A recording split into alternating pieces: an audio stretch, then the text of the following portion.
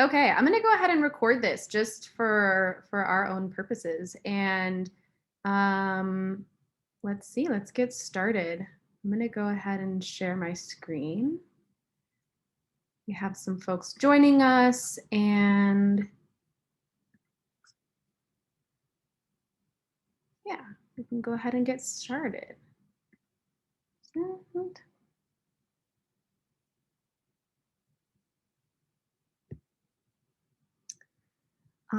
Okay, so let's make sure. Yeah, here we go. Okay, so thanks everybody for joining us this afternoon, or like I said, morning or evening, depending on where in the world you are right now.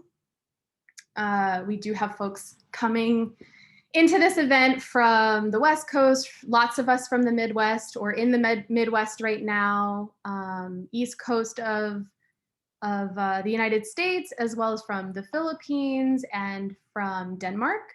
And then one of our artists is from the Czech Republic, but she's not able to join us today. So my name is Sarah Umlis. I am an artist, an arts administrator, and a curator, an independent curator. And I am the curator of Interstice, which is an alternative and itinerant exhibition of small sculptures and artist books that's going on right now in and beyond Minneapolis, Minnesota. So joining me for this virtual reception today are most of the artists in the show who you'll get to hear from in just a few moments. The format for the opening is that each artist will give a super brief artist talk just to introduce themselves and their work. So it's kind of a rapid fire way of getting to hear from a bunch of artists that you might not have heard from before. And then we'll take questions at the end. I was gonna kind of do Q&A after each person's presentations, but I wanna make sure we have time to really hear from everyone. So we'll do Q&A at the end. So if you have any questions throughout, whether that's a question that you want to pose to the full panel, if it's for a specific artist, please put your question in the chat just so that you don't forget it and we don't forget it, and I can make sure to field your question at the end. And that applies to the artists as well. I want this to be an opportunity for you to engage in dialogue with each other, much the same way that you would if we were actually together in person at an art opening. So please feel free to ask questions of each other, and yeah, just pop those in the chat box. Or if you think of something during the Q&A, just feel free to pipe up. But before we start off with the artist talks, I want to give a little bit of background on the exhibition and how it came to be. First, a really quick thank you to Franconia Sculpture Park in Schaefer, Minnesota. Actually, Emma, who's in the show, and I are artists in residence, and we're entering into our last 2 weeks of a 2-month-long residency. And so it was in this creative space that I was able to conceptualize and very quickly manifest this experimental exhibition. And then the works in the show are currently on display at the Focus Arts Building in Minneapolis. So I also owe a thank you to Redesign. They are a community development community development nonprofit. I can't say that 5 times fast. That created the Focus Arts space, and it is home to several artists and arts organizations. And so rather appropriately, the show is occupying their main corridor that you can see in the image on the left.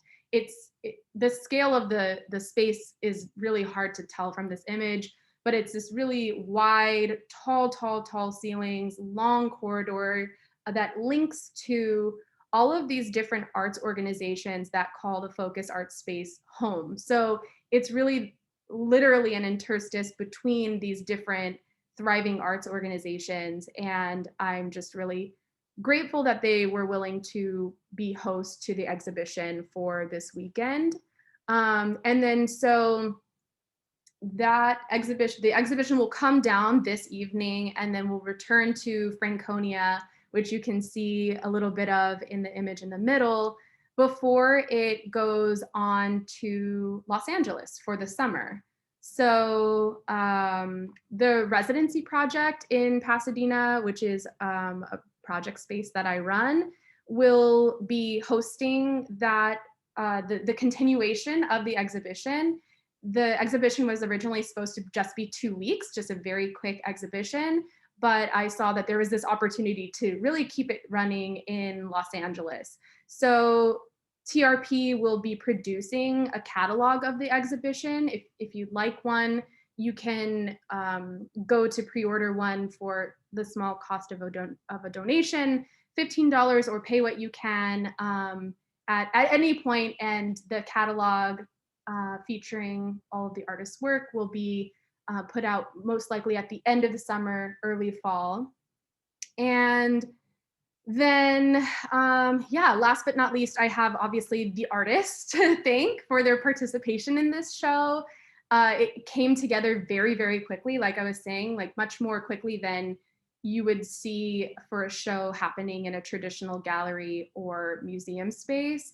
And so I'm very grateful for all of you and your response and excitement at the opportunity to show your work in an alternative format exhibition that occupies unconventional spaces, that questions what kind of spaces are art spaces, and by extension, what kinds of audiences have access to the work.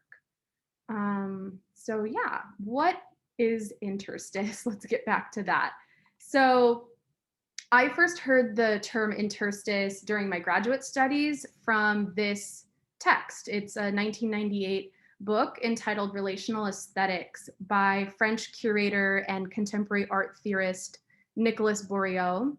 And Merriam-Webster Dictionary defines interstice as a space that intervenes between things, especially one between closely spaced things. A gap or break in something generally continuous, a short space of time between events. So this top part is a quote from Relational Aesthetics, and I'll read it out loud. It says, "This interstice term was used by Karl Marx to describe trading communities that elude the capitalist economic context by being removed from the law of profit, barter, merchandising, autarkic types of production, etc. The interstice is a space in human relations which fits more or less harmoniously and openly into the overall system, but suggests other trading possibilities than those in effect within this system." And as an extension of this concept, Bourriaud uses the term social interstices to refer to spaces that facilitate human social interaction that is in defiance of the dominant system. And he makes the case in his book that art exhibitions and what he calls works of relational aesthetics are such spaces. That's a lot. He unpacks that in that text. But I think what I was really interested in is the idea and the multiple definitions of this word interstice, meaning quite literally, physical spaces, spaces in between, spaces of time, and then these gaps in these larger sort of conceptual gaps in our systemic structures. And so I've been for years literally thinking about this word and its different uses. And then I came across a short essay by an emerging artist, at the time, emerging artist, Catherine Harris, published in 2015. And she had her own sort of concept of an answer to the question she posed. But the question was, is contemporary art a social interstice, or does it isolate us further in this post-industrial consumerist world? And as an artist and as a curator, I think a lot about consumerism, urbanization, and capitalism and their impacts on us as people and on our spaces.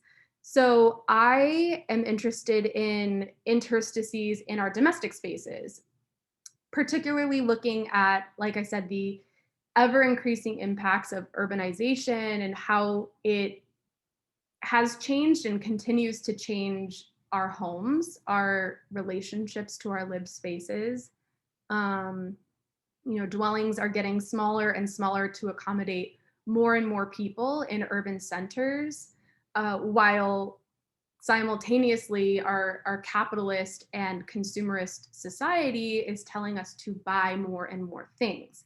So there's a human compulsion to fill every interstice in order to maximize that limited space for the purposes of being able to consume and store more things. So I've been fascinated by products like these and these images, particularly furniture objects that are used for storage and display.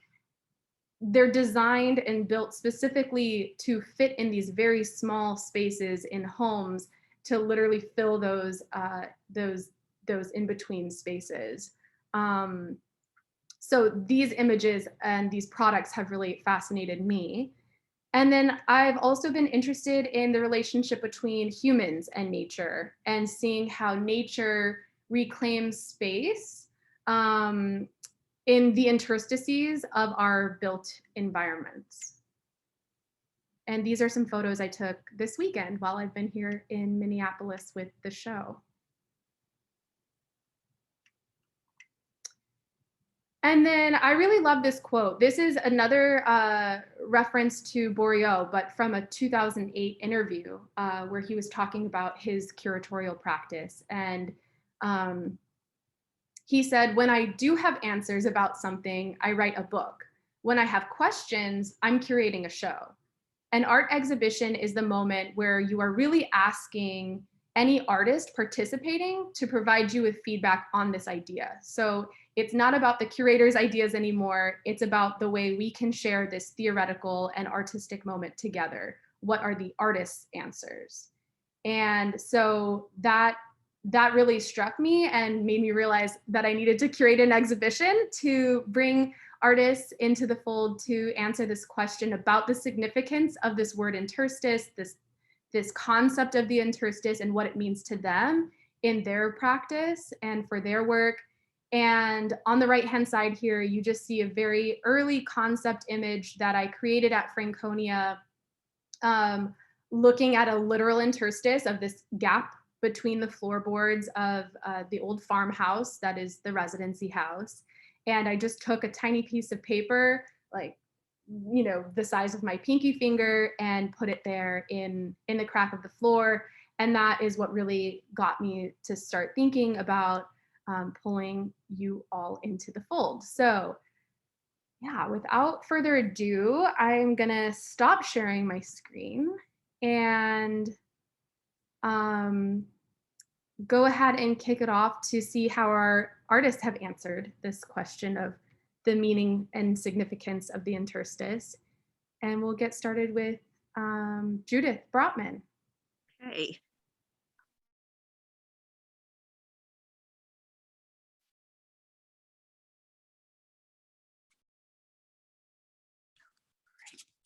Thank you so much, Sarah, for including me in this amazing exhibition with so many fabulous artists, and also for arranging this afternoon of sharing, which is really fabulous. I am a multidisciplinary artist, and my work includes 2D works, sculpture pieces, written and spoken texts. And part of what drives my work is an interest in the complexity of human motivation, in uncertainty, and in the possibility, but never the certainty of transformation. So I'm perpetually interested in the space in between, or in the space of not knowing what might happen next. And my work is especially inspired by literature. The piece I'm showing in Interstices is just one component piece in a very, very large and still very much in progress wall installation called 1001 Nights, more or less, that will be shown this fall in a 3-person show at Columbia College, Chicago. Each mixed media piece contains one or more altered book pages from books that I've read over the course of a lifetime. And they include ones I find inspiring, disturbing, or some complex combination of both. I'm particularly interested in what these disembodied words can convey. And most importantly, I'm interested in how we are shaped by the stories we hear and by the words we digest over the course of a lifetime. The books included have a wide range of authors, and I'm just going to share a few of them. Hannah Arendt, Aeschylus, Charlotte Bronte, Jericho Brown, Anne Frank, Sigmund Freud, Carlos Fuentes, the brothers Grimm, Kathy Park Hong, Adolf Hitler, Homer, Bell Hooks, Carolyn Keene, Haruki Murakami, Pablo Neruda, Ocean Vuong, Malcolm X, Colson Whiteread, and words from the Zohar, or the Book of Jewish Mysticism, or Kabbalah. All of the texts are reconfigured, and only incredibly close attention will allow you access to a title or an author if you're really, really looking. Many of the book pages are paired with one or more other texts.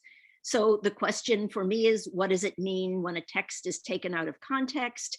And what might it mean if you pair Sigmund Freud with Agatha Christie or Jose Saramago with Hannah Arendt?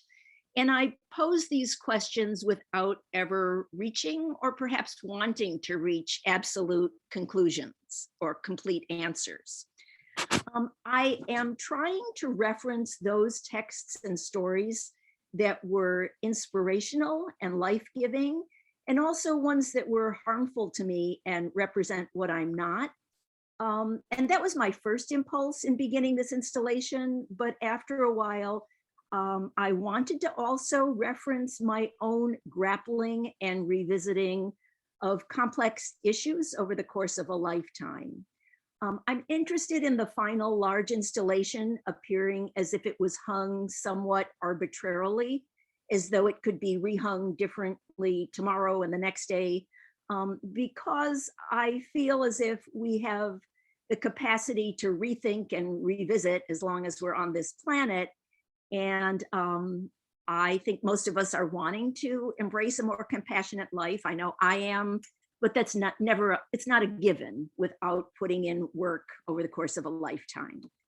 I wanted to show one other kind of companion piece in process installation. And this one is called Less Than You Know, More Than You Imagine.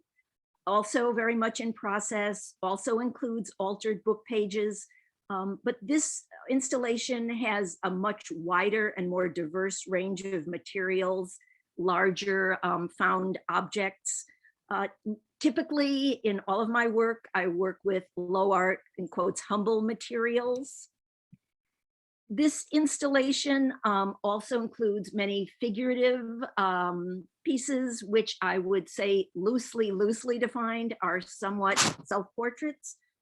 What I'm interested in this piece is that from a distance, the piece looks rather celebratory or decorative or like 3D wallpaper. But if you get quite close to it, there are much more disturbing and or even confrontational kinds of images and occurrences going on. And that too is an interest of mine, what careful looking or a second look may reveal over time. In general, my work has a kind of darkly optimistic aspect to it. And the two in process installations that I've shown you have a kind of reverse proportion to that. The first one with the book pages is perhaps on the more optimistic end, and this piece just slightly on the darker side of optimism. And thank you so much. Thank you so much, Judith. I really appreciate that. So yeah, like I was saying, if anyone has questions, put them in the chat or write them down and we'll do questions at the end. But next up, we have Corpus Callosum, also from Chicago. Hi, I'm going to share my screen.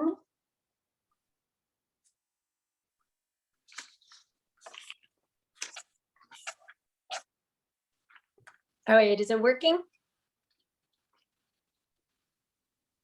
Okay. All right, so I'm going to start off by talking a little bit about my art practice. I am a social justice artist, and I primarily make work about feminism, and I concentrate on maternal health care issues.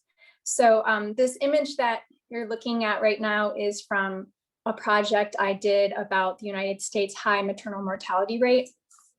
I sewed 1,200 hospital gowns, one for every woman who died during childbirth in the United States in 2013. And so I had been making social justice work for about 7 years. And about a year and a half ago, I had the desire to really to stop making work that was about a concept or about an issue. And I really wanted to kind of dive into just materials and dive into aesthetics.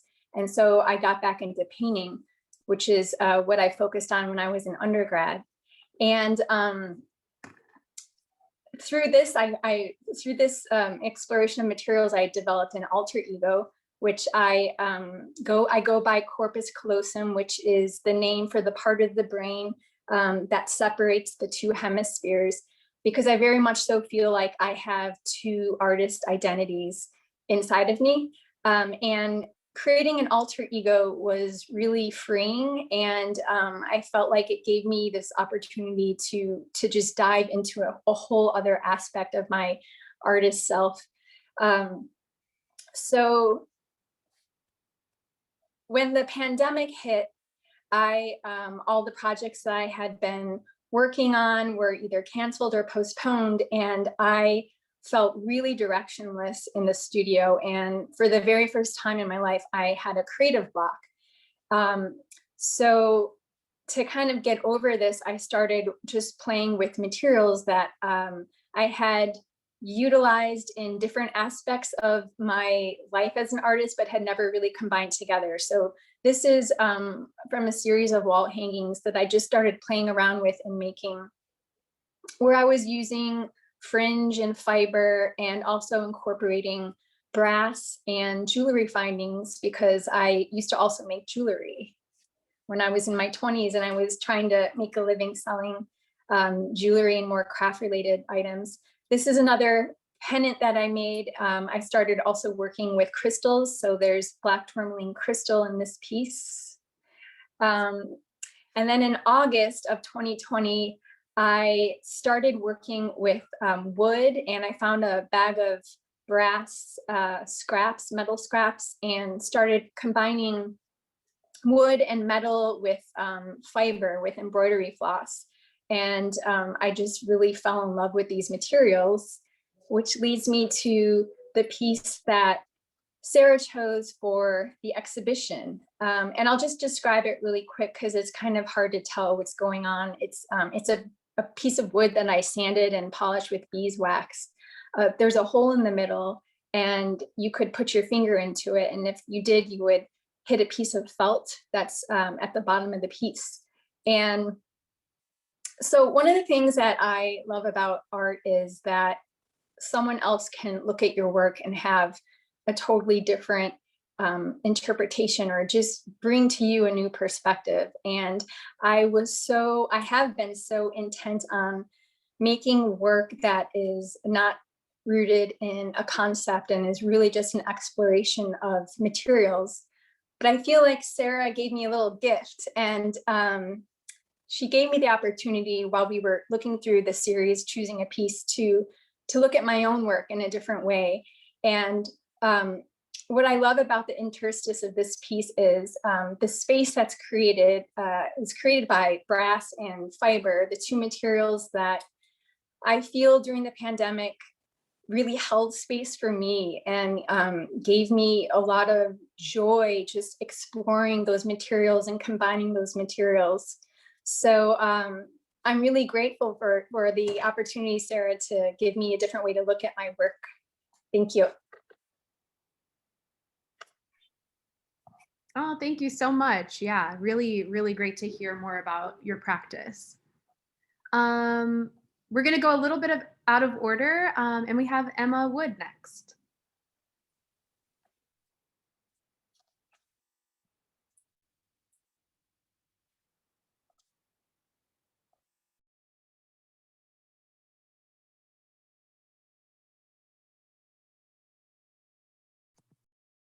Hi, can everyone hear me?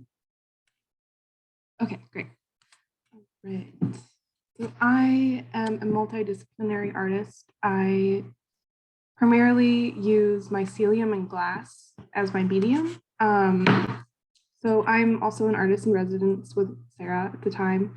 And for my project here, I'm making biodegradable sculptures out of mycelium. And so I'm making 4 6-foot figures that will be laying in the ground, made by oyster mushroom mycelium. So a lot of my work, I don't know if this is,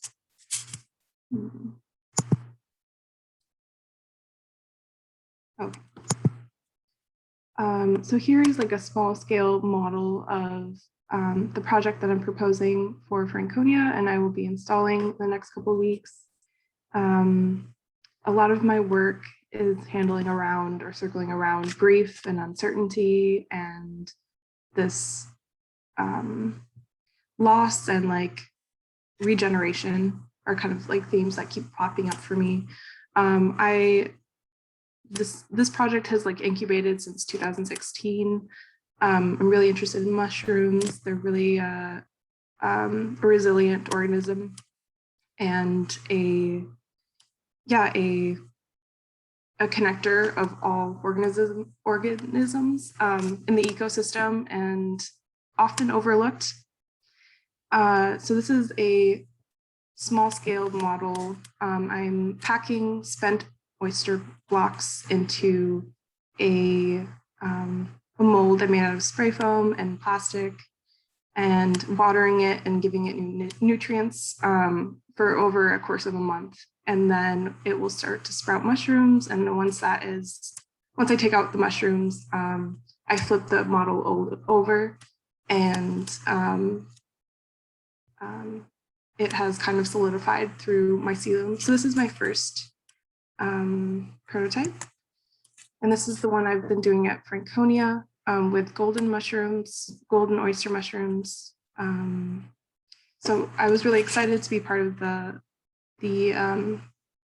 show in terms of like Interstice. Like my work kind of lands in this in between of growth and decay, this loss and like regeneration, and the future of my work, I'm hoping to work with biologists and create public artworks that are acting as microremediation that help clean soils from like pollutions and heavy metals as a way of just one, kind of challenging myself of letting go of my artwork and letting it decay and biodegrade, but also to give a better impact on the space that it's living in. So here's a close-up image. And this is one of the models that I'm working with. And it had sprouted mushrooms, and right now they are drying and solidifying and will be installed in the next couple of weeks, hopefully. And here's another close-up. And I'm also working with glass, and I'm hoping to, after this residency, really start to intersect these two mediums and with mycelium glass and kind of explore those two mediums together. Yeah, sorry, I'm a little nervous. Powered through that. Thank you for listening. Yay. Thank you so much, Emma. It has, I've gotten to live with Emma for almost 2 months now, and it's been just such a pleasure to see their work. And knowing very little about mycelium and mushrooms, I have gotten to see just this material being used in such a unique way. And yeah, so thank you so much for sharing more about your work. And since I know you have to hop off a little bit early, do you mind just popping your artist website in the chat? I'm going to have everybody do that kind of toward the end, but I'd love for people to know where to find you on the web. Thank you so much. Okay. Hi, Anna. We have Anna on. Anna, do you feel ready to do your share screen? Cool. Yep, I'm totally ready. Awesome. Yeah. Hi. Sorry, I didn't make it to the tech intro, but let me just share the screen here. Okay. Here we go. Okay. Present. So my name is Anna Hagelin, and I am a Minneapolis-based interdisciplinary artist. I just wanted to quick let everyone know that pretty soon I'm going to be talking about female genitalia. So if you have kiddos around, maybe it's up to your discretion. So just wanted to start out with that little warning. I make prints and sculpture using the intersection of natural materials and then exploring themes of gender and otherness. So this is a gallery shot of the first installation where the sculpture that that's in Interstice was installed. So you can see this tiny little object on the pedestal in the background. So often I'm working with natural objects paired with video or paired with other prints. So in the foreground, you can see a material I commonly work with, which is burrs. These are actually chestnut shells, and it's a hope chest. So I also have a social practice that I maintain. Currently, this takes the form of a traveling papermaking studio. I work with a couple other artists, and we hire young art students from the BIPOC and LGBTQ2S communities to teach papermaking using invasive species to make the pulp. And then we put native prairie seeds into the paper. So we kind of travel around teaching prairie ecology and how to use art as an exploration of post-colonialism in our world. So I'll move into the work that I am showing thanks to Sarah.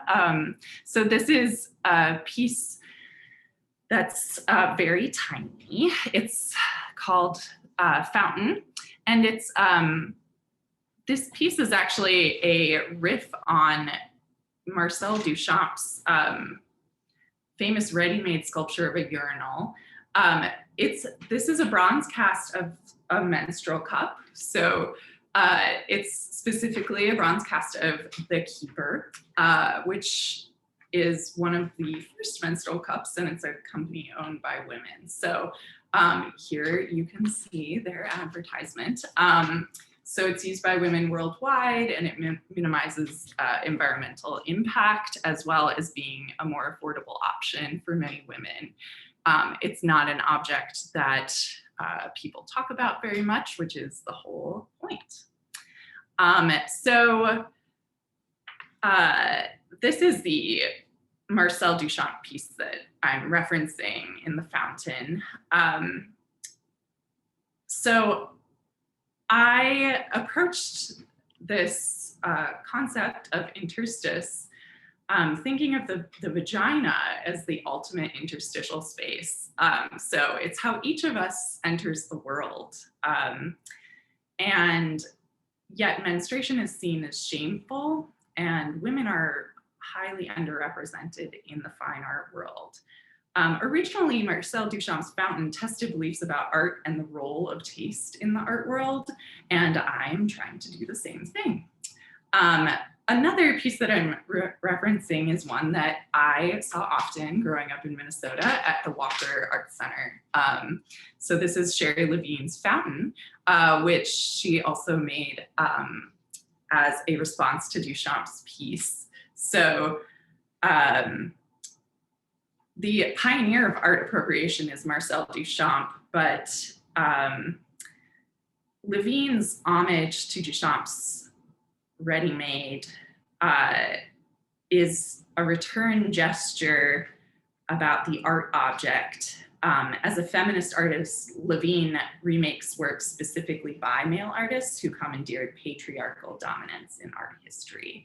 And so I really had Sherry in mind and wanted to give her a shout out. So this tiny sculpture of a menstrual cup is I hope brings the sacred female interstitial space into the gallery. If we can stare at Duchamp's urinal, I hope that we should be able to comfortably view this little fountain as well.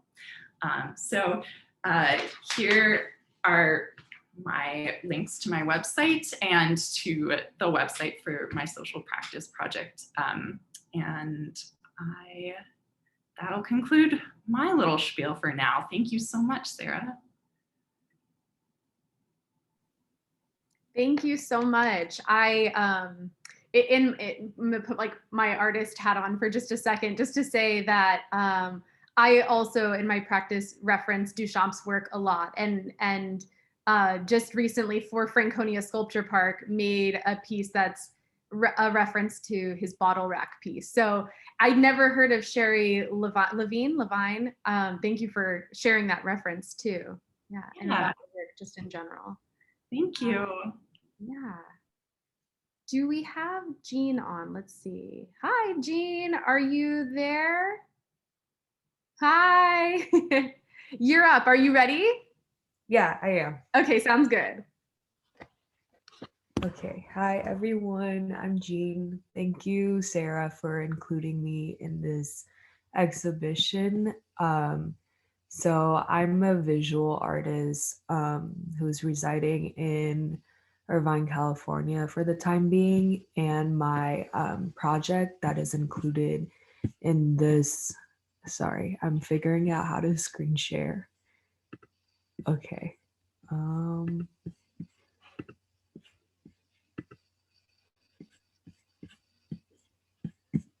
Let me know if you need a hand. There's that share Okay. screen button right at the bottom. And then once you click there, there's a pop-up that will give you your window that you'd like to share. Okay.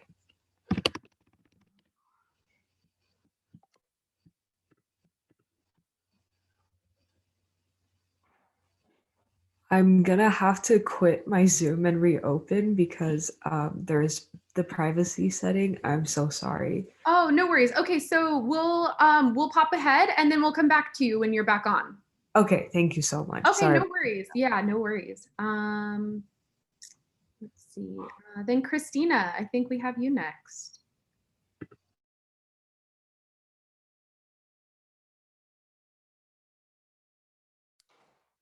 Hello, can you hear me? Oh, yeah, okay.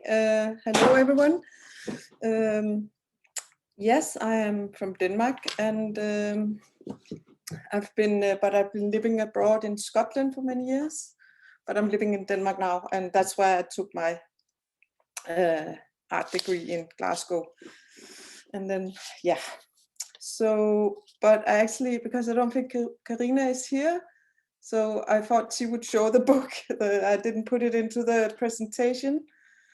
I don't know if I should just show it here first, quickly. Yeah, sure. I say go for it. Or otherwise I could always pull up an image of it as Yeah, well. because I didn't have so this is the piece I have in the show. I don't know. It's like a triangular book that I made with Karina. Yeah. And then you open it up, and then there's 3 poems inside. So I'll just share the screen. So yeah.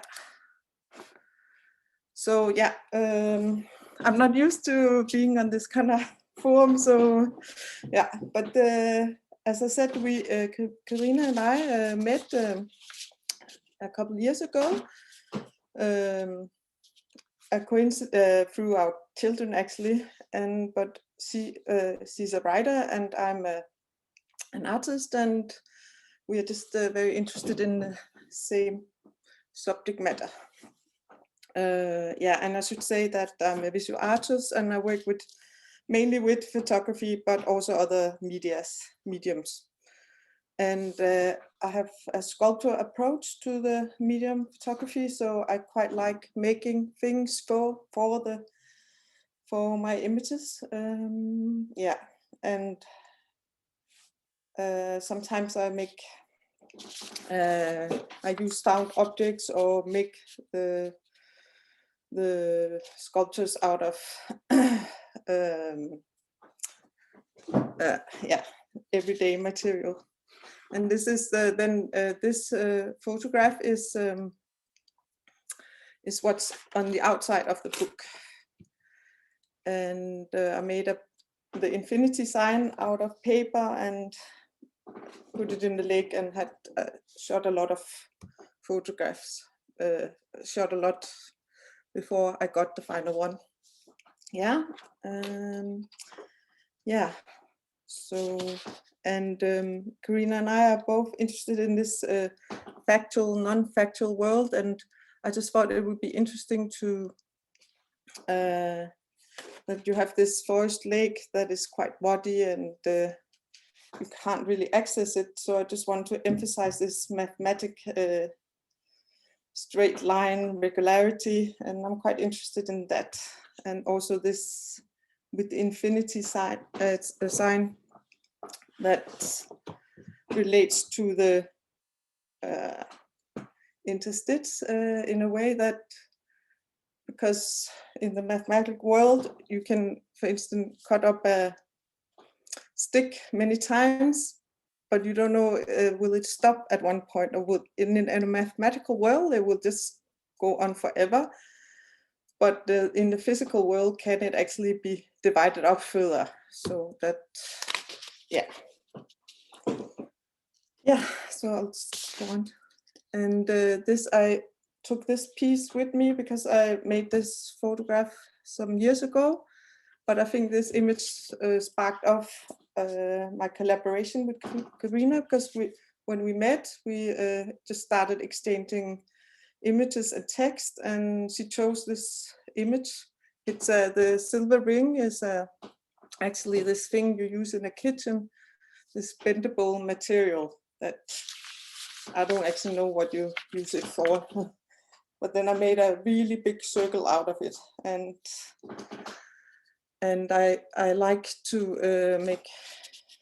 I walk around a lot and find these spaces that has some kind of feeling about it, and then I go back and make some objects and place it, and that's how I made the image. But Karina wrote a poem to this particular image, and the title was Circle, and it was also this text about mathematics and human feelings, and yeah. And yeah. And this is an older image as well that I chose because I think it went well with the theme and describing what I'm in. It's these subtle things that I'm interested in, and I think it's like an in-between space. And this is also a space that I walked past many times when I went to school in Glasgow, and yeah, it was actually, so it just inspired me because sometimes I heard some noises going past this space, and so I went back, and then I used the medium of photography with the time. So, and I went into the trees and shaked it, so it kind of invokes a human present, and so just, yeah, I liked this, that it's something you can notice or not, and yeah, a kind of in between space. This is the next one is a bit different. It's not something I work with Karina, but it's my other practice. I also like this, both working with abstract spaces and where you cannot reference it to anything in real life. And here I work with the everyday things, like throwaway things, and which is also this interesting again.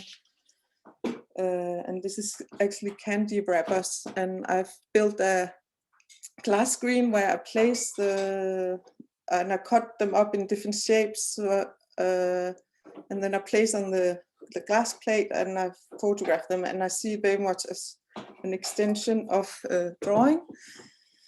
Yeah, so I work with this as well in the studio. Yeah, and this is the last image I want to show. This was like a continuation of the project that I've been interested in with Karina, about working with nature and the forest, which is actually where we met.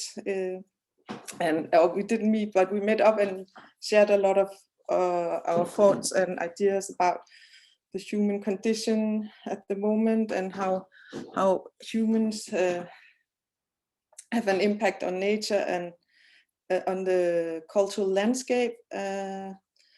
Yeah, and so this is a new work that I will do, and I've started making another artist book with this image, but it's also an image, finished image. Yeah, so I don't know, I think I probably forgot a lot to say. Yeah, so yeah, but basically I'm interested in, very much interested in these spaces where you can see things, but you can't see things. So this kind of paradox of what is real and what is imagined, to kind of explore that idea. So yeah, like these gray zones area where you where we kind of have the physical surroundings, but then you have the non-physical things, and then maybe these in-between spaces are like a portal between these two parallel worlds, like the mathematic world and the non-scientific world. And yeah, yeah, I think that's it. And yeah, and I live in Denmark. Thank you so much, Christina. I really love that first metaphor that you gave about, because it really makes me understand this linkage that you're creating between the environmental, like both this like conceptual environment and like literal natural environment, and the mathematics with like the metaphor of the stick. Yeah, yeah. So I really helps put things into perspective in terms of your collaboration and your unique kind of understanding and linkage between those two. Cool, thank you so much. Okay, so Marketa is not, I don't think, on the call. Let me just double check. I think not. I think she said she is on the road right now. Jean is back. Jean, do you want to give it another try? Hi. Yeah, I think the privacy setting is good now. Sorry about that. No worries. Okay, I'm going to share my screen. Okay, so this is my project that is featured in Interstice, and it's called I Can't See But I Shoegaze. It's a 50-page zine that sort of exploring the world without a complete and accurate visual field and seeing the world in a blurred manner. Because I think the concept for this project came to me. It was a very simple thought of since I'm sort of visually impaired, that I have to pay for glasses and contacts in order to see the world clearly. Um, so I thought I would make a zine that's replicating my experience in the world without these visual tools for me to see the world more clearly. So this is a quick flip through of the zine in case anyone is not in Minnesota right now and would like to have a glance. So yeah, my artistic practice predicates a lot on exploring this perplexing correlation of our life on and offline, and also how that correlates to my personal experience being an immigrant. I grew up in Taiwan and moved to America when I was 12, and how the online and offline world kind of mirrors my immigrant experience of being living in between two cultures. And it's at this interstice of being living harmoniously between two cultures, and also living between the virtual and real world. And there's another project that I started sort of at the peak of the pandemic last year around fall time. It's called In a State of, and it's a domestic journal exchange project. In connecting to the theme interstice, I think our quarantine period was really a in-between state of having the society in this vegetative state of not really fully functioning, and us being inside, kind of not having outside contact. So this whole journal project was aimed to, I guess, support the USPS system, and also allowing people to go back to the roots of creating things in a more analog and communal way that doesn't require being in the same space physically. So the gist of the project is we gathered, my friend and I was, we gathered around 50 participants, and we have two journals that are traveling from Southern California to Northern California, and there are a few people that were out of states. And after almost a year after we're coming to the tail end of the two journals having done a full rotation, and I cannot wait to share the results of everyone's creation. And yeah, I think that's all I have to say. And thank you, Sarah, again for organizing everything. Yeah, thank you for listening as well. Yeah, thank you so much. Yeah, definitely great to hear more about the work you have in the show, but also this project, which I was unfamiliar with before. So yeah, thank you for sharing that. I also can't wait to see what the final result is of that. Okay, let's see. Spencer, you're up. Cool. Let's pull some up here real quick. Whoops. Can everybody see that? Okay, hear me? All good? Okay. So when I was sort of approaching this idea of interstice, I'll have to admit it was a new vocabulary word. So I started with a little bit of Googling, but I was really pleased to discover, that idea of that it relates to this sort of liminal space. And oddly enough, I've been working on a series of sculptures that sort of straddle the line between sort of natural and unnatural sonic phenomena. I'm a kinetic and a sound sculptor here in Chicago. And so the piece specifically that I have in the exhibition is Whistling Wind. This was one of my sort of first attempts at trying to sort of replicate, a sound that doesn't exist in nature using only natural phenomena, right? So I started, I grew up as a musician. I've been playing music all my life, and sort of once I got to school, I discovered synthesizers and got really interested in the idea of the sine wave, which is a purely sort of electronic mechanical thing. It's a very pure tone, no overtones, one simple frequency. And it's something that you really don't hear in nature. And so I was kind of interested in a way of, how could I push past the idea of synthesis and analog and almost go push it into the acoustic realm, right?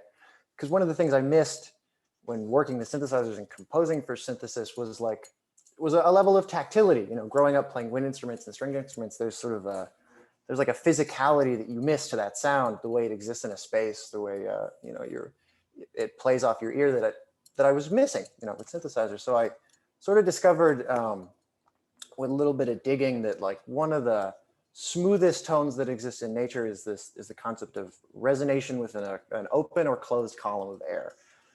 So right here you can see on the left is a chart showing all the harmonics that exist through a. Okay, I got to back up a little bit. So this piece specifically utilizes a closed column, right? Which this graph shows all the frequencies produced by that resonation, right? So the change in air pressure causes that closed column to resonate and produces a very limited number of frequencies. I'm 2 years in now, I still haven't figured out how to get rid of all the extras, but I'm working on it, we'll get there. And so what I wanted to do also, it's sort of a double-edged sword. I get real intense performance anxiety. So a lot of these sculptures come from a desire to, play music and make music for people, but not have to be there. So all of these sculptures respond to the environments in which they're installed to give them their own sort of life, their own kind of agency. This one specifically uses the ambient light in the space. So in talking to Sarah about the idea behind the exhibition and traveling to various spaces, installing in different locations and environments, different lighting conditions, be it natural or unnatural, all that kind of stuff. It seemed like a great opportunity to get, some of this work out there and really showcase some of those ideas. And I want to, thank Sarah very much for including me. And I've never done one of these panel talks before, so it's been a real pleasure. And so, thank you all so much. Let's see if I can find my mouse here. Thank you, Spencer. Yeah, it's been really amazing, especially because for the first iteration of the exhibition, I got to live with the exhibition. And so to be able to live with the sound and understanding your piece, both from this very technical perspective, but it also is a super poetic in terms of its relationship to the environment and the changing environment over the duration of the exhibition. And like you said, in different spaces, which is perfect for an exhibition that moves from place to place. So thanks for being a part of it. And then next we have Madison. Awesome. Real quick before I get started, Spencer, I work in the SAIC galleries and I didn't realize that you had shown. So although I didn't experience this work in this exhibition, I experienced it last time and it's very powerful. So very cool. Let me share my screen.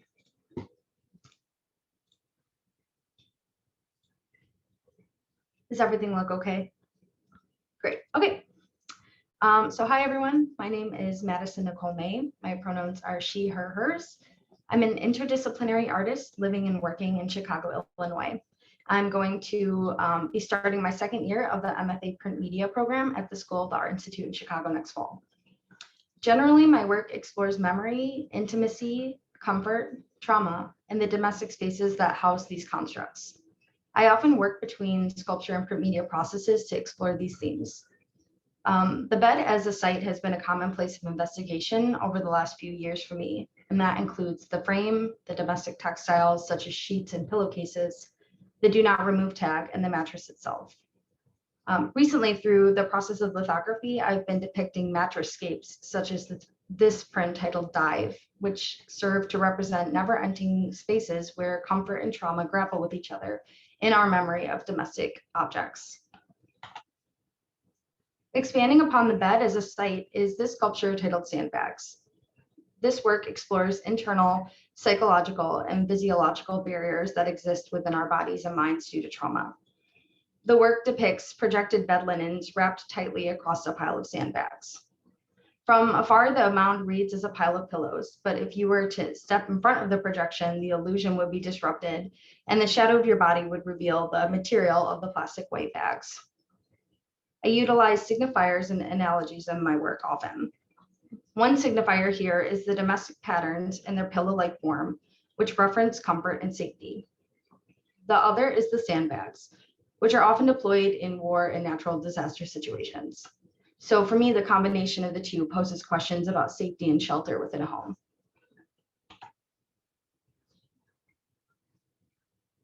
A growth from the projections was the introduction of animation. So often in my works, objects are situational and relational when in contact with one another, relating them to the body and home by personifying them through their domestic associations. Knotted Pillow was another work investigating phantom barriers due to trauma through the means of digital light projection.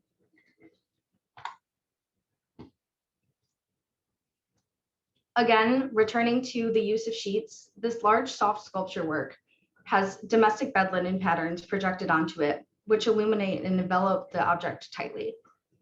When experiencing the work in person, the two sides optically expand and contract like the breath of a belly. The knot in the middle of the sculpture references many things: a knot in the stomach, a rift, a blockade, or an intimate disruption. I imagine two users of this pillow laying on either side, interrupted by the knot in the center.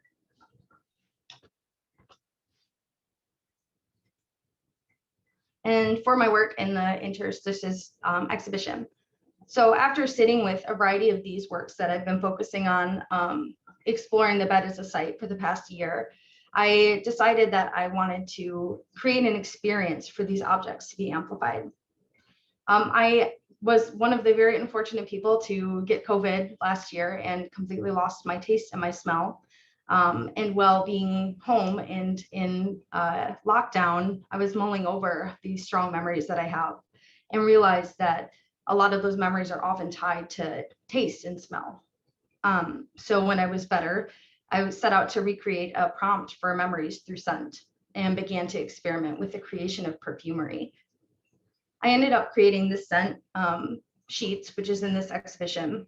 And although you can't really experience it fully through this, I'll describe it for you how I kind of experience it myself. So at first, when you first spritz the smell, the notes are distinctly of cotton. And then as they start to diffuse, it transforms into light floral notes, much like laundry detergent. Once the scent kind of fully dissipates and what is left is in the air, there's specific smells of kind of mildew and baby powder. And so for me, the use of the perfume is employed to emulate the scent of linens that have been folded and tucked away in a closet for a long time. And so although I created the scent with the intention of spraying it in the spaces that my objects or my prints are exhibited, on its own, it has this very strong power of recalling memories of similar spaces that each person has recollections of that experience the scent. For those that have experienced the work in my studio or maybe in the show, it has been described to me that the scent brings them back to a personal memory of their own linen cabinet.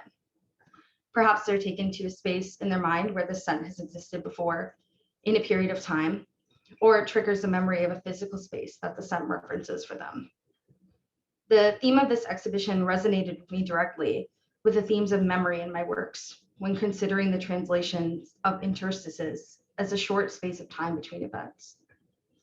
The sheet scent has seemed to have had the ability to recall these memories and moments for those experiencing.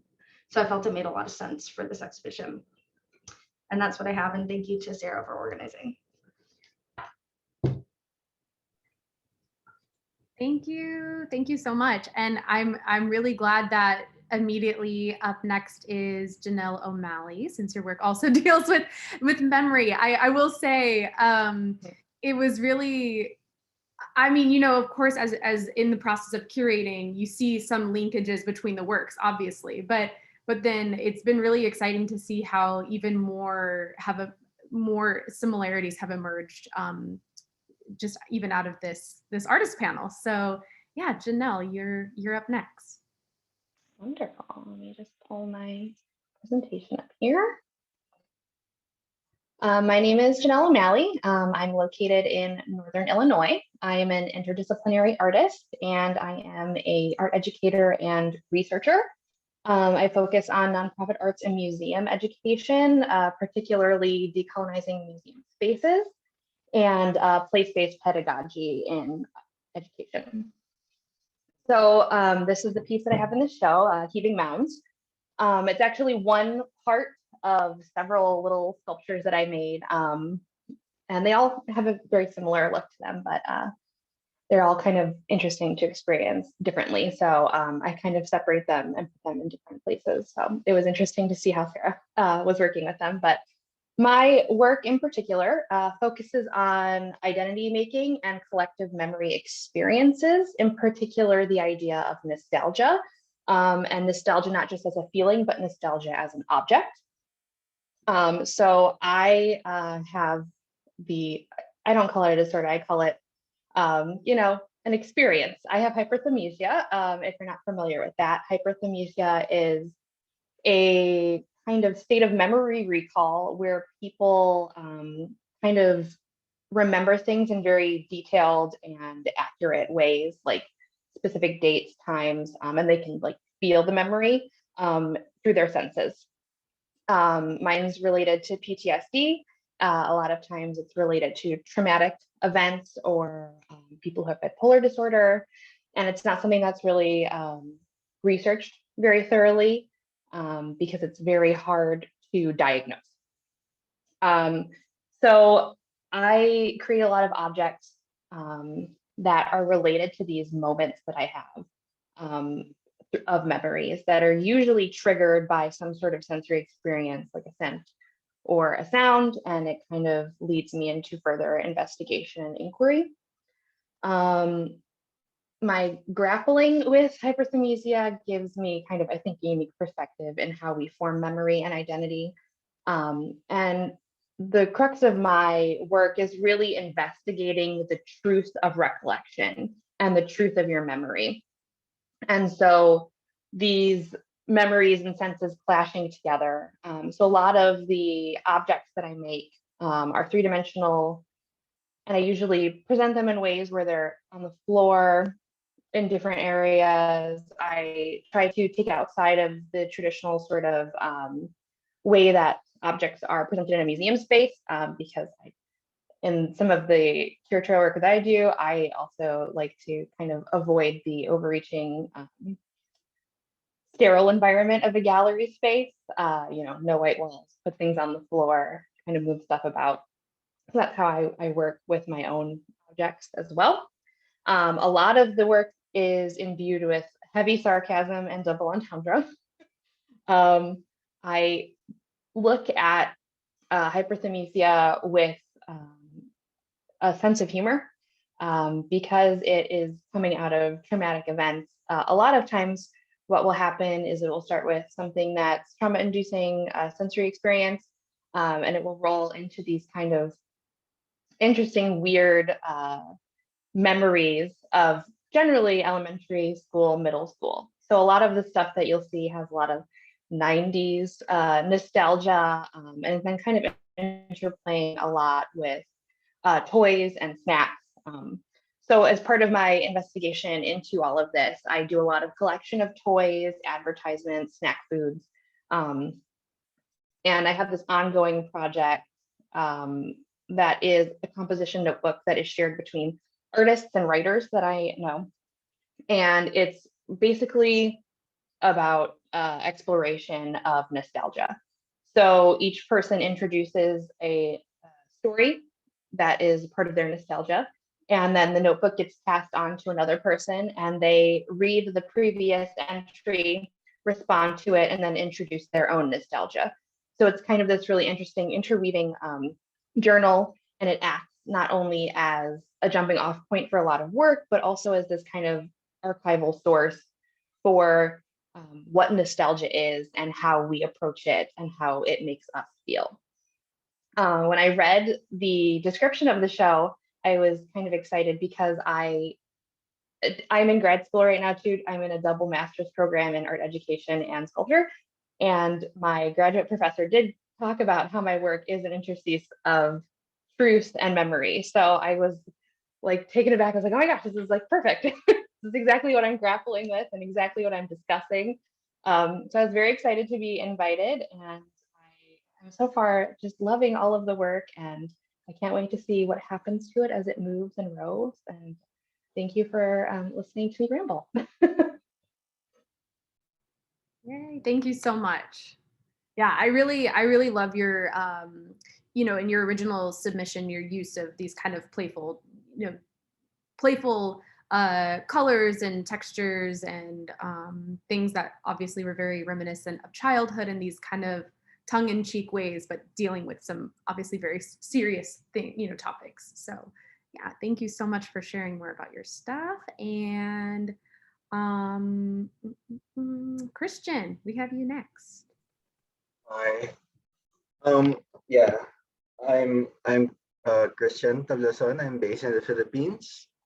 I'm really heartened and grateful to be taking part in this alongside all the wonderful artists. Thank you so much, Sarah.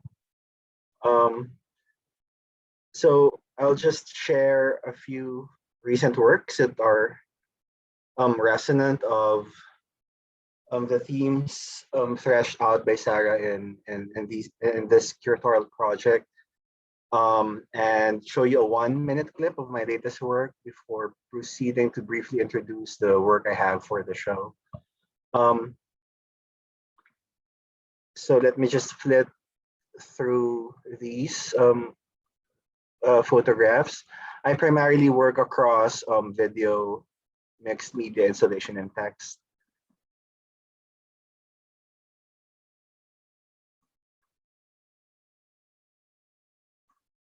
And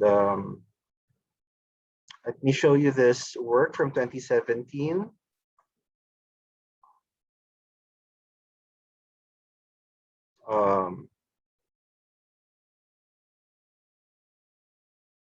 Okay, this one. This is a photogram, untitled photogram from the series Apparition. The project comprises photograms derived from voice prints of words uttered by persons who are now dead.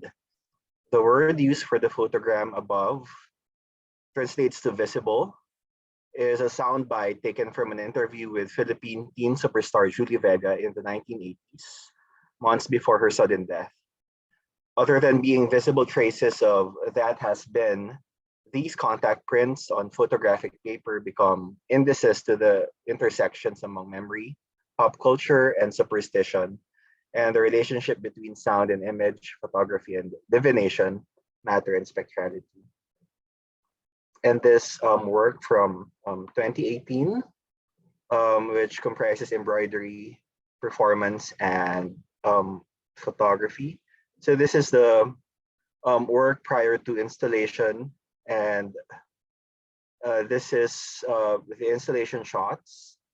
Here you have you see the light box with the documentation of the performance, in which I tattooed 9 dots on my palm using ash from burning my mother's hair. And the dress, let me just read the notes. Okay, so when I was a child, I would sometimes hold my mother as she slept, thinking that one day she would be dead, that this body would be gone, and I would no longer be able to hold her very form in person. In one of his poems, Robert Hass says that a word is elegy to what it signifies. Thinking about my mother in the future perfect tense and exploring my relationship with her and her imminent loss, I tried to turn to means other than language. On the light box is a photo of my left hand.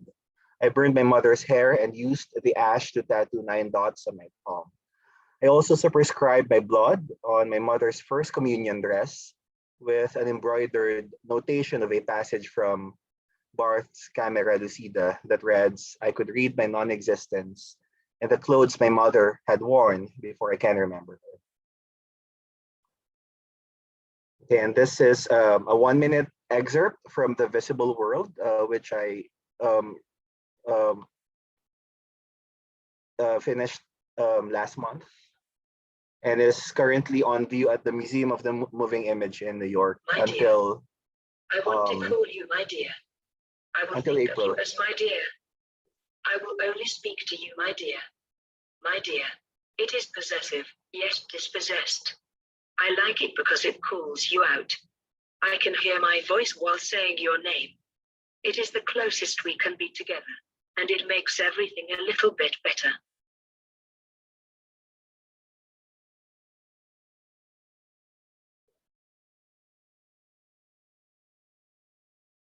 If your love for my life and body is indeed true, your beauty shall take hold of a heart and 10 kings. So reach for and seize my esteemed fortress. Merged and enclosed in it are my heart and soul.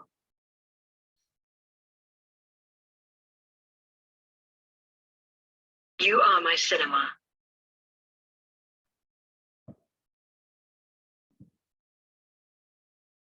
And here is the video iteration of the zine I'm showing in Sarah's curatorial project. It was originally published in 2012 by the Youth and Beauty Brigade. It's an alternative small press in the Philippines that actually pioneered the promotion of alternative press as a subculture here in the Philippines.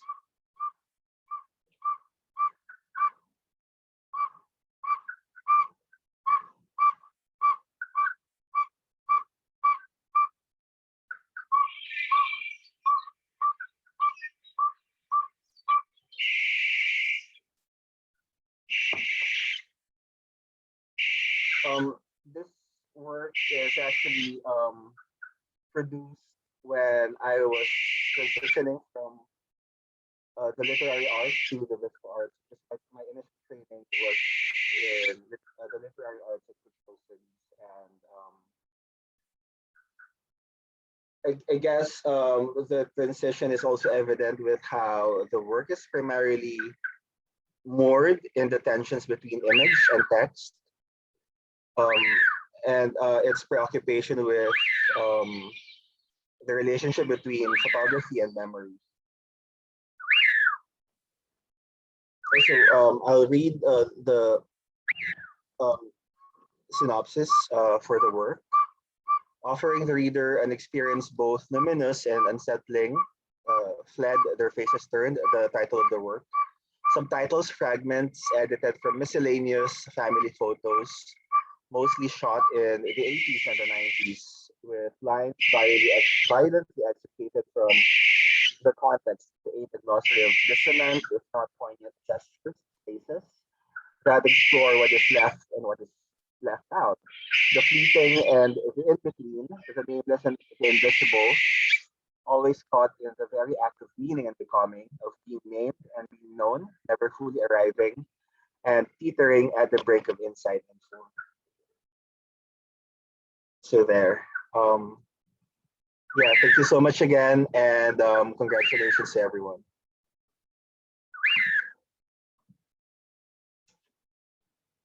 Thank you so much. And I'm gonna just quickly pop the website in where the audience can read descriptions about everyone's work. That's kind of the short version online catalog. But just in case you had any difficulty hearing anything, you can read, for example, the description that Christian just read aloud about particularly the work that he has in the exhibition currently. So yeah, thank you so much, Christian. And let's see, Shan, you're next. Shan Wu.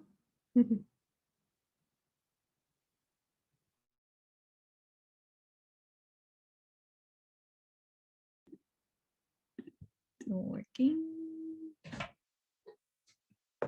Okay, so thank you for having me. Thank you, Sarah, for curating this show.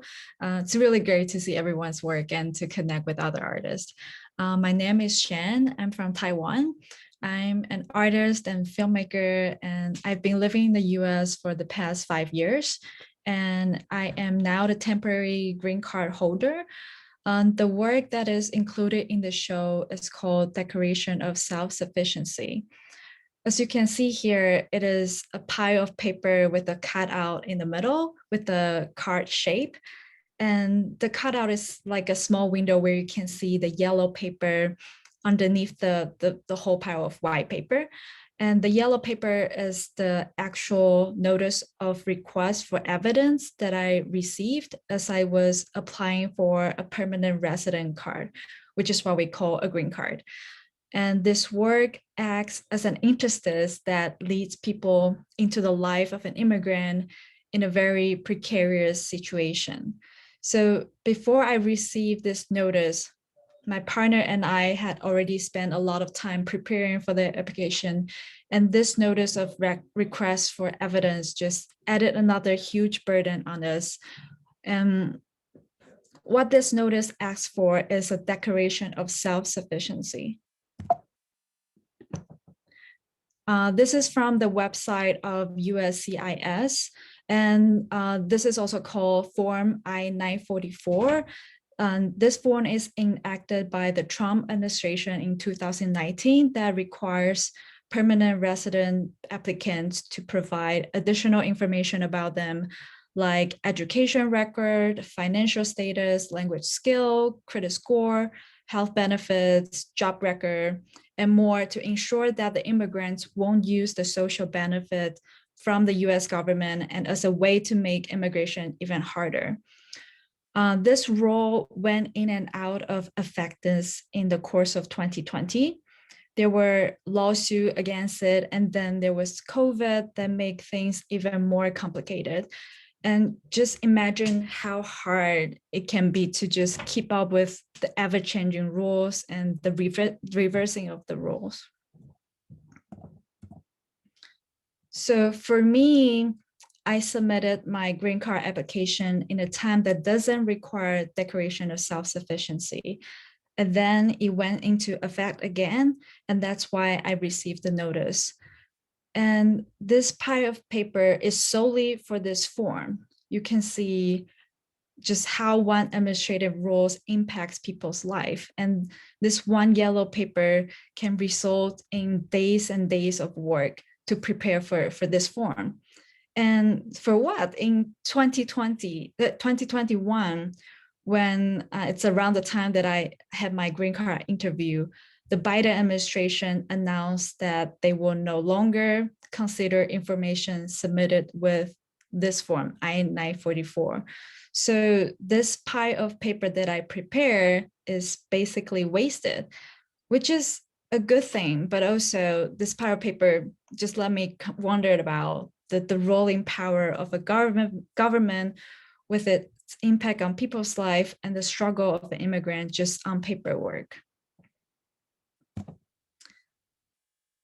Here is me holding the actual document that I sent out.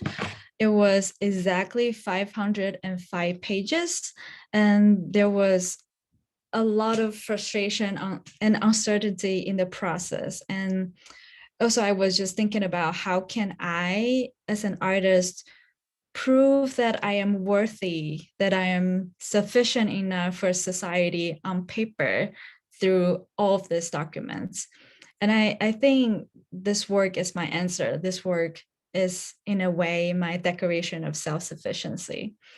And I think this work also showcases the people struggle in between two administrations, in between different status and different country as well.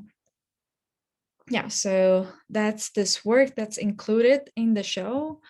Here are some of my other projects. I do installations, film, sculptures, photography, and more. I like to explore different mediums and themes.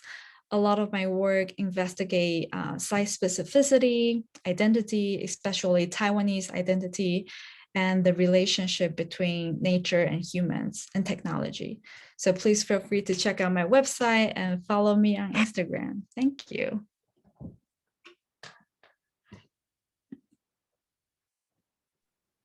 Thank you so much, Shan. Yeah, there's so many layers in the piece that you submitted for the show. Just like you've already touched on all of them, but yeah, this like hanging in the balance, already the kind of interstitial reality that is being an immigrant to begin with, and then to particularly be in between these two presidential administrations that are, you know, toying with pieces of policy that actually have real impact on people. So yeah, the piece is, you literally like feel the weight of that piece. So thank you for having it in the show. And very last but not least is Boyoung Yu. And yeah, thank you so much.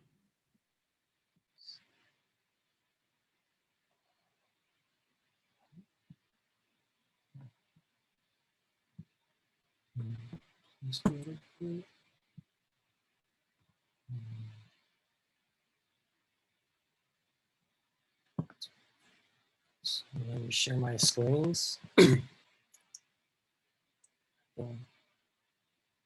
Huh?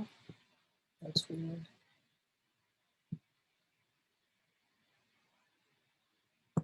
Oh.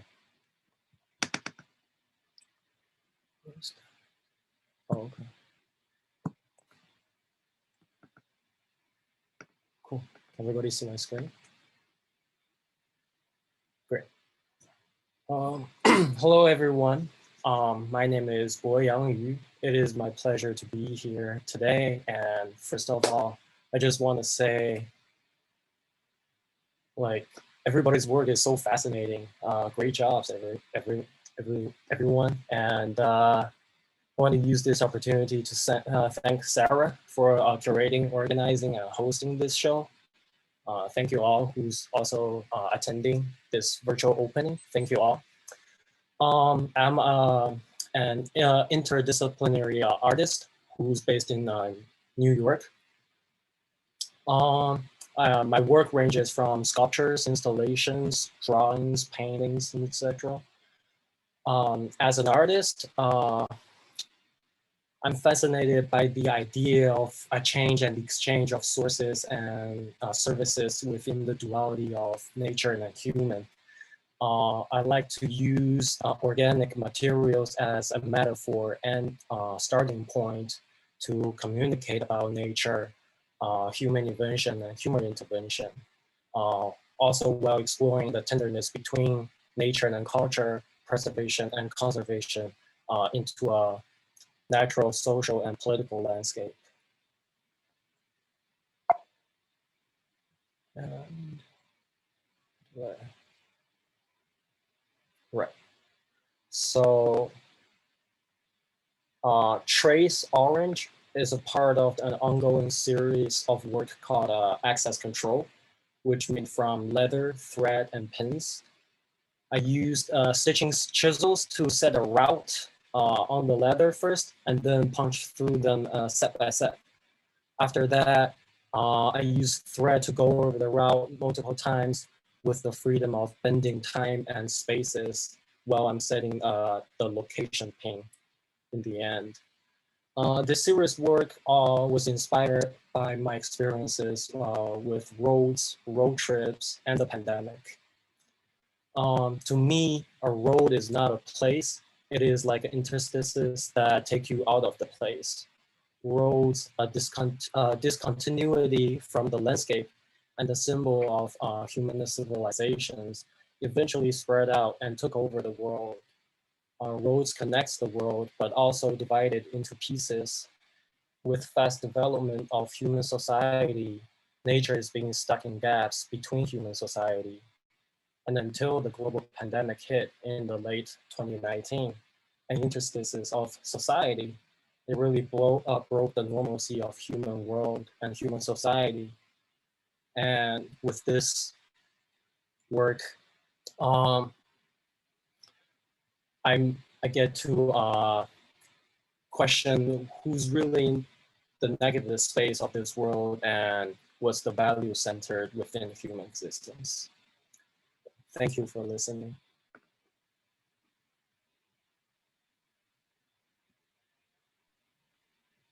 Thank you so much, Boyoung. All right, so we have some time.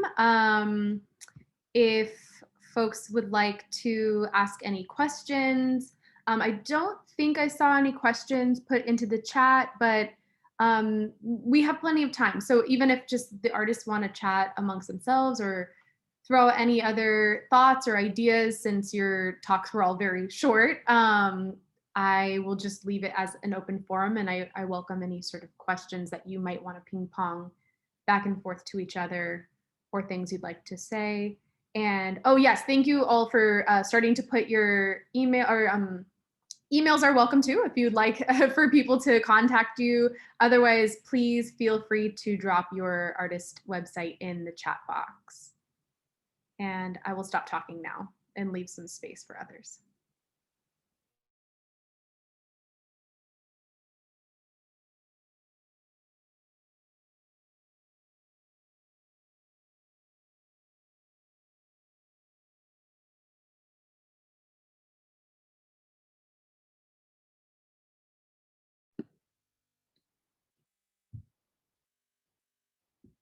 I have a question for Judy about what you said about the humble material, and I want to like just hear more about how you approach this. What does the mean as humble material, and what does that connect with your practice, and why you choose to use this kind of material? Oh, well, thanks for asking. And it's just been fabulous to listen to you and all of you talk about your work. This has just been pure joy. Thank you again, Sarah. But I love using materials with some history or context or something that's easily recognizable. So there's kind of an easy, in quotes, lead in. And sometimes I work to subvert that association and work with it. It's like a little bit of a dance. I've worked with Kleenex that people not used, but things, Kleenex or book pages or letters or things that people give me. And I think it makes it seemingly easier to enter into, like suddenly, you know, or domestic things, silverware, things from the kitchen. And it's a human connection. My own background, I teach in the fiber department. I studied in the fiber department, and I think those materials of life have a kind of resonance or instant haptic connection that other materials might not. Does that sort of answer the question in a way? Yeah, and I think a lot of artists here are using material that are more approachable, like what you say, like found object, or like me, I use paper. Like they're like, it doesn't require that much of a like a background in making a lot of like really hard to use material. And I think that's very interesting, like how we have this choice to like choose to use this kind of material in our work.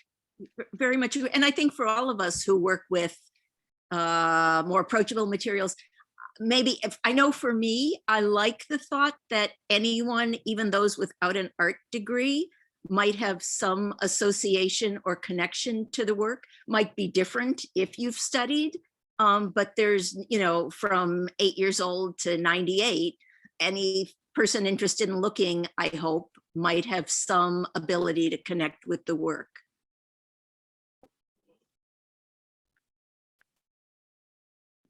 Yeah, and I think it's interesting to link to the exhibition that like now we see our work in a smaller space, and like not in the wide gallery, and maybe on the stool somewhere. And I think that make our work more approachable to the audience, and just not like everything on the pedestal. I think that's really cool.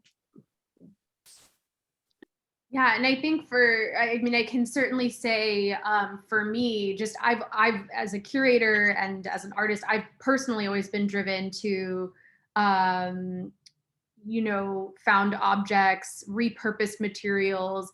And so it was interesting to see, even for me in this panel discussion, how that emerged in ways that I wasn't even honestly aware. Like with Christina and Karina's piece, you know, or pieces really, like, you know, when Christina showed the image of the silver ring in the forest and talking about that being repurposed from a, you know, domestic space in this functional utilitarian material and then resituating it in other spaces. So I mean, I personally am really drawn to works that do kind of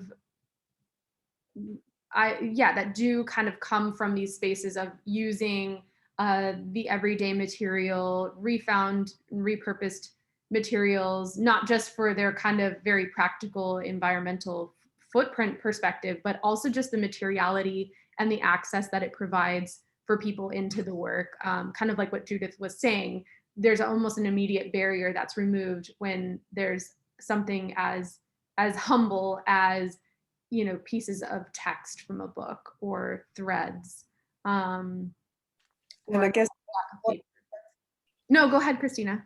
Yes, that's what been used for thousands of years. If you go back to the cave paintings, you just took the ground and you spat on it or whatever and put it onto the cave. And for me, that's very much like we're surrounded by all this stuff. And so I see it a bit like that, that it's just the material that's easily there. And I guess also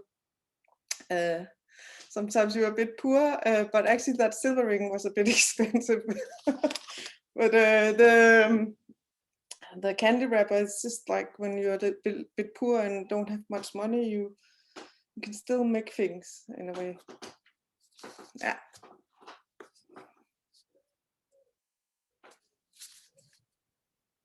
And I think too, with like along that same vein, like when you don't have access to space, whether that be for, you know, sort of financial reasons or really any reason, it doesn't preclude you from pulling together artists and bringing them into conversation with each other and bringing their works into conversation with each other. So this type of exhibition model, I feel like does the same thing. It kind of repurposes spaces that are already existing.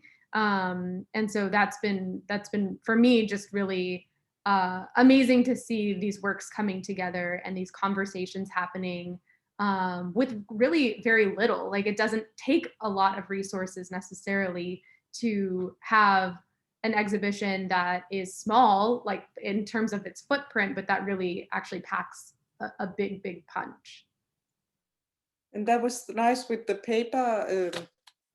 The who was that? It was Lynn or no? With the paper workshop traveling around. Yeah, yeah. That's me. Yeah. I thought that's nice because that's quite also making things accessible again. Because I think today it's a lot of old knowledge is taken away from us, and I see a lot in the art world, I think, where the people are going back to these things that are quite basic, I guess. Yeah, I think that's interesting with this inaccessibility to things that we have known from the past. And really, I think it handicapped us as well, like with this, speaking about this self-sufficiency, that we are not able to, all this lost knowledge. I think that's interesting. Yeah. Minnesota is a really great place for supporting traditional crafts like that. So I mean, I have found, Minnesota is great for its support of the arts. That program is part of a larger organization through Springboard for the Arts, which if anyone has looked into grants in Minnesota, that's a great place to look for support. But there's a whole slew of us. There are like 30 or so mobile studios, and we, of all different types, our studio is the only one that we travel to rural locations. It started when I was a professor in a rural place up near North Dakota. So yeah, it is the thing about a traditional craft or something weird like paper making in the middle of nowhere is that it's a natural conversation starter. So, so as an artist who's interested in talking about environmental issues, I can just, if I plop down and do something weird, I'm naturally going to get to talk about things that matter. And I'm actually so curious about how that has been up in Franconia. You know, it's not, have there been people coming and going? Where do people see the work? Yeah, well, so the location at Franconia is in the artist residency house, so it's been a much more intimate audience for when it's at Franconia than here in Minneapolis. And that's really just because typically the artist residency house would be much more open, but with COVID and thankfully everybody in the house is actually fully vaccinated, as is the staff, but they're still being just very cautious about keeping the residency a bubble, understandably. And so, and then also the space that it's occupying at the artist residency house is a small bedroom. So it's actually like in between a resident using that space. And it's I don't know why, but all of the other bedrooms are like a really nice, generous size. But this one bedroom is this really, really intimate space where like almost New York small, the only thing that fits in there is a bed and a dresser and a lamp and like literally the essential things that you need and like a shelf. And so it was really easy for me to move the things out of the space because there wasn't much in there. But there are 2 windows that look out over the Franconia Sculpture Park. So yeah, great question. The audience there is definitely much smaller. The audience here in Minneapolis is definitely bigger, but then I think that's why I was interested in taking it to the show to Los Angeles as well, to make sure that I can keep moving it from place to place and having more eyes on the work because it really deserves some more eyes on the work.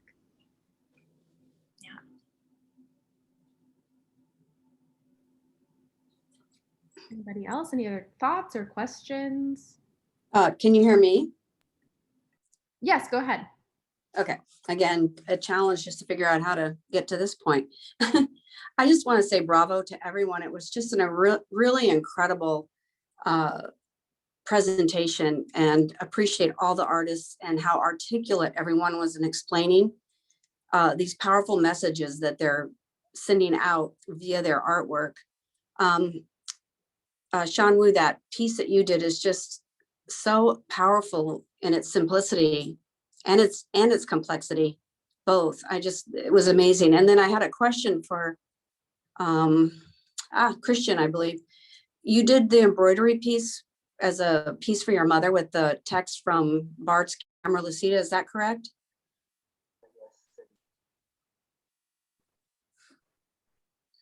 Yes. I was wondering. Go ahead.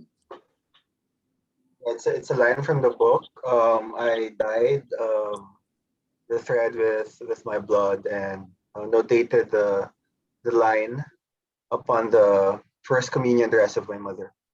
Wow. Yeah, just extremely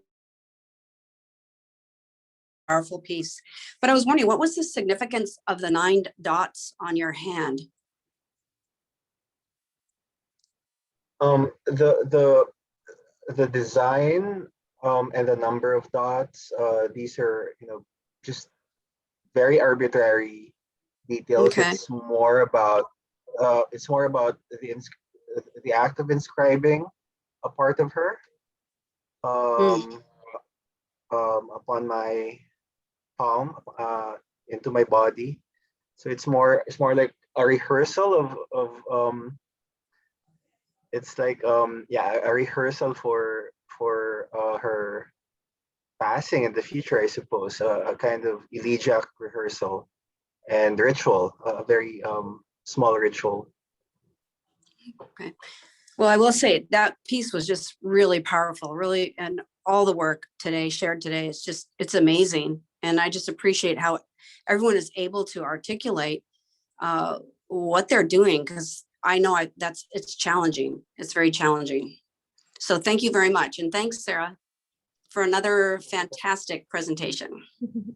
Thank you. Thank you so much. That was a really great question. And I'm going to chime in for Emma. Emma's not here at the moment anymore on the call, but I don't think that they would mind if I shared this about them and about their work. I know that they mentioned it in their presentation, but Emma's work with the mycelium and the moss deals a lot with these concepts of grief and loss. They lost their mother not that long ago. And so very much their practice is dealing with these just much broader concepts that are just universally relatable, but also this sort of autobiographic exploration of that relationship to their own experience and to this kind of personal practice of grieving. And so that was another kind of similar theme that emerged in thinking about how memory has emerged as an unintended theme for the show or linkage in the show. Yeah, and thoughts about these kind of cycles that that sort of trigger memory, but also how we then move through that into a future space. So that kind of, again, that sort of like in between of experiencing simultaneously the past, present, and future. Yeah, so thank you for that question. Any other questions from the audience, or again, just thoughts or anything? I have a question. You may have said this, forgive me if you already did. Is there a way to sort of follow the exhibit and see it installed in different locations as it moves around? Yeah, definitely. So I will be updating the landing page of the website as I get documentation from each of the spaces that the work has been installed.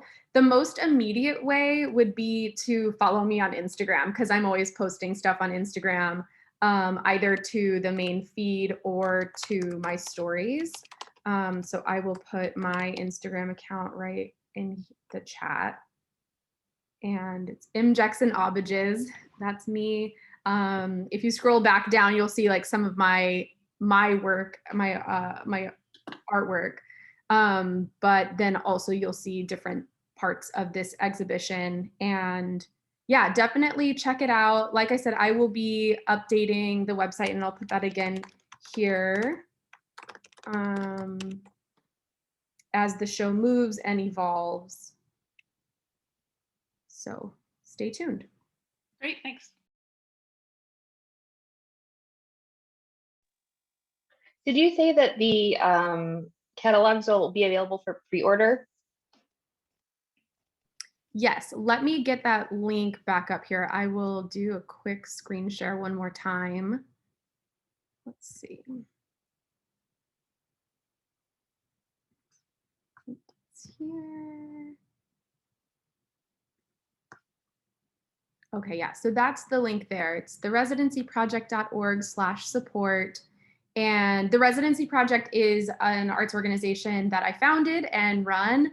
I founded the project in 2018, and it is a artist residency and a community arts platform. So through the Residency Project, I do a lot of different programming, everything from exhibitions and sort of site-specific installations, artist talks, film screenings, performances that both overlap with the artist residency and take place outside of the residency. So that is going to be the next host for the exhibition. And then so I'll almost kind of put on my residency director hat in bringing the exhibition onto its next iteration in Pasadena, and then bringing it to various locations in Los Angeles and around the area. So actually, I am completely open to suggestions. Like if you happen to have contacts in Los Angeles that are people who run alternative spaces, or if you just know of some like really cool spaces that are not, again, necessarily art spaces, I will be looking, because this was kind of, I didn't enter into this curatorial project thinking that it would go on. I thought it would be just a short 2-week show. But I would, like I said, really love to have more eyes on it and to really get the chance to see the work activating different sites. So I will be doing a lot of research. That will kind of be my next step to get some different sites planned out and mapped out.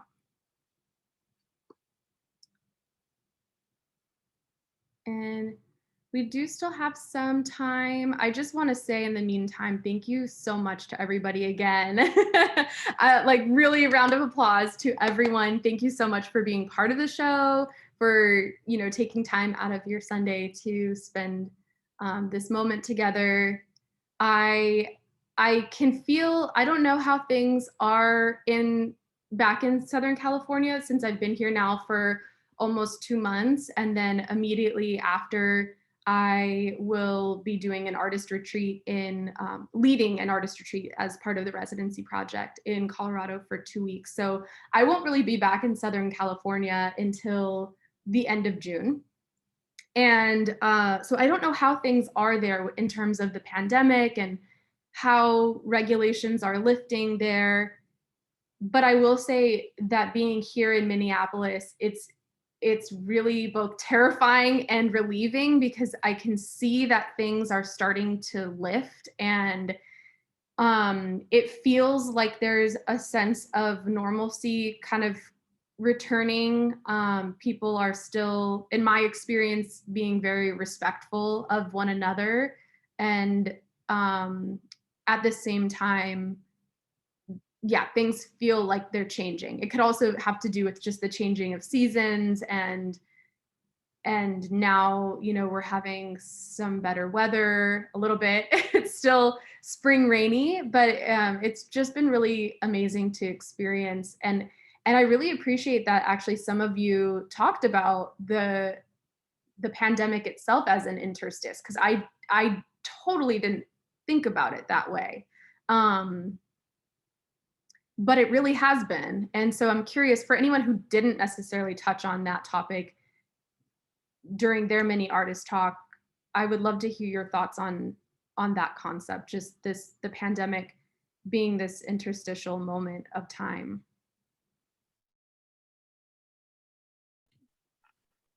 And yeah, I'll open that question really to anyone.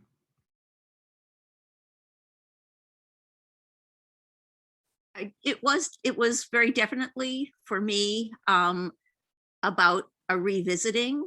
It felt like completely out of time. The piece I'm working on, 1001 Nights, is actually a revisiting of work I did in grad school in 1994, rethinking that time in my life. So yeah, I mean, I think definitely time had no meaning, some meaning, quick, fast, and was profoundly affecting my time in the studio.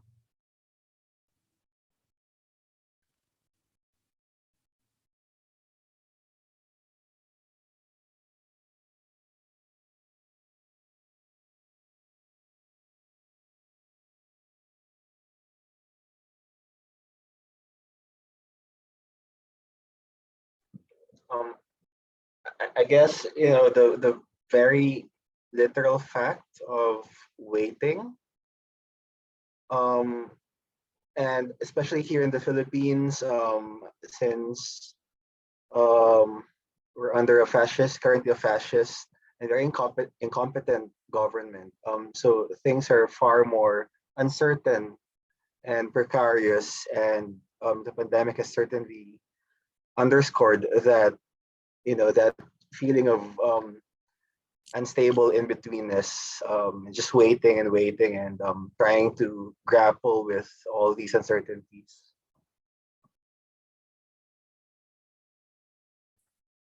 Hi, everybody. I'm Matt. I'm Sarah's husband, partner, and co-conspirator in all things. But I just wanted to say how proud I am of Sarah. She quit her full-time job back in February, 2 weeks before the pandemic took over. And it's been a really interesting time for her for this last year, kind of finding her voice again and finding where she fits in and how, her practice as an artist and her position leading the residency project here at our home and, working with artists and trying to figure out how to continue to pursue her interests and her career and her, her passions when immediately the things that you can do, which is, hosting events, gets shut down completely. So, her taking on this residency in Minnesota for 2 months was like a big deal for her. This is why she made this change. And, I'm just really proud of her for doing this. And, just everything she does is amazing. And so, thank you, honey. I love you. Aw, thanks. Biggest fan in the room. No, but thank you. I really appreciate that, because I think when I think about Interstice, this theme, a lot of it to me is about breaking down hierarchies, and there's a lot of space for misunderstandings or for things to get out of line in terms of the role of the curator versus the artist, or and I don't like that. Like, I just wanted to get in a space where, and again, maybe it's like totally selfish, I'm like, I just want to get into space and chat with a bunch of artists and like talk about this together and like kind of explore our work all together. So yeah, definitely, to what Matt said, like I hadn't had time to pursue any sort of independent curatorial project for a really, really long time, because my focus was still in arts administration, but working for larger organizations, not first, but more recently for the School of the Art Institute of Chicago, and then for CalArts. And it wasn't really until I was able to leave that space, or that I was able to kind of, like Matt said, find my voice again as a curator and as an artist.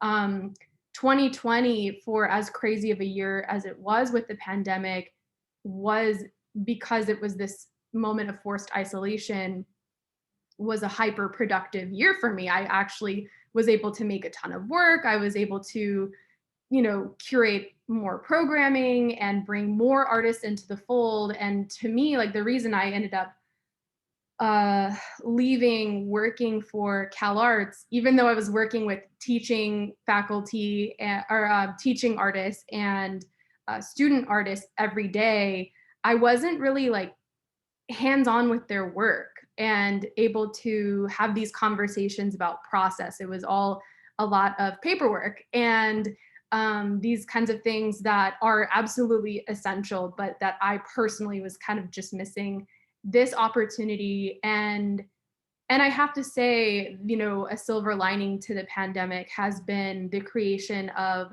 these opportunities to meet across borders and time zones. And Matt, if I were just having this event in Minneapolis, a lot of you wouldn't be here because of these kind of limited resources that we're all working with. And Matt wouldn't be here to say those really kind words. So thank you, honey.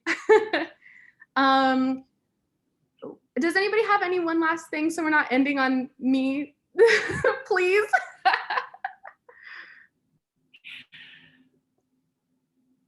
I think we should end on you. You're amazing. Well, I will just say thank you again to everybody. Sarah, it's okay to end on you because you're amazing. We're really proud of you, honey. Not a vanity project, I swear. Thank you to everybody. I really look forward to connecting with you again in the future, and I'll keep you posted on how things evolve with the exhibition. So yeah, feel free to reach out to me at any point, communicate with each other, dig deep into each other's websites and Instagrams, and I look forward to talking to you next time. Bye, everybody. Bye. Thank you all. Thank you so much. Bye. See you. Bye.